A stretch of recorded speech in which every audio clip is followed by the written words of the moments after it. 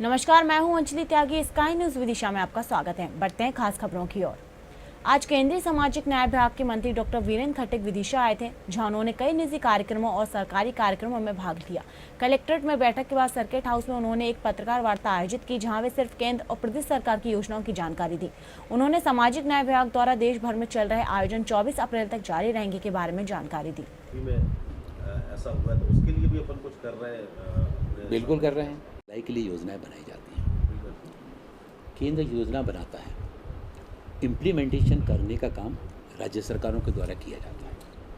अब हमारे देश के जो सीमावर्ती राज्य हैं, आपने इसमें की बात कही, चरस है, हीरोइन है और भी बहुत तीव्रता वाले ऐसे नशे हैं। तो जो हमारे सीमावर्ती राज्य हैं देश की सीमाओं पर, वो राज्यों से अवैध तरीके से बड़ी मात्रा में और नशे का सामान यहाँ पर लाया जाता है।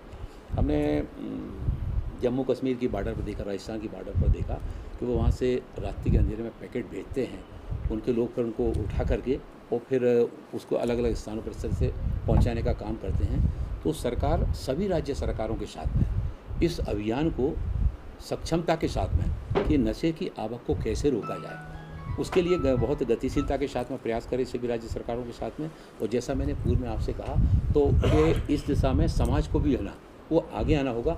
तो हम इस स्थान पर कार्यशालाओं का भी आयोजन कर रहे हैं।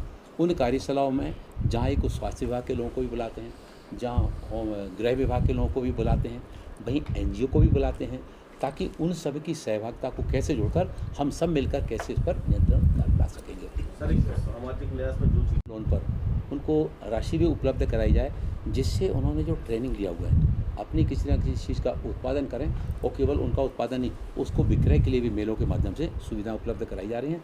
हमारा जो पहले ये सहायक उपकरण वितरण करने का जो हमारा रेशो था, वो रेशो कम था, लेकिन अब हम लगभग 350 करोड़ की लागत से हमारा जो कानपुर का एलिम्को का जो हमारा निर्माण केंद्र है, उस निर्माण केंद्र में सारी मशीनरी को चेंज करने का काम हम लोगों ने प्रारंभ कर दिया है। और वो मशीनें भी अपने देश में बनी हुई, बाहर की नहीं, अपने देश में बनी हुई मशीनें, सारी की सारी मशीनें या तो राजकोट में बनी हैं या वो मुंबई में बनी हैं, जिससे जो हमारे सहायक उपकरण पहले कम मात्रा में बन पा रहे थे, अब वो ज़्यादा मात्रा में हम वहाँ पर हमारी उत्पादन क्षमता भी बढ़ेगी और गुणवत्ता भी बढ़ेगी। हमारे दृष्टिबाधित लोग, उनको जो छड़ी दी जाती थी, अभी जो छड़ी दी जाती थी वो हम विदेश से बुलाते थे और वो लगभग 5300 रुपये की आती थी, लेकिन अब उसको हमने अपने यहाँ बनाना प्रारंभ कर दिया और पिछले महीने उसका टीकमगढ़ में उसका लोकार्पण भी कर दिया। अब वो सारे देश में नई स्मार्ट कैन, छोटी सी कैन होती है, बस इतनी सी होती है, और उसको अपन उसका रबर बैंड हटाएंगे, वो खुलकर बड़ी हो जाएगी।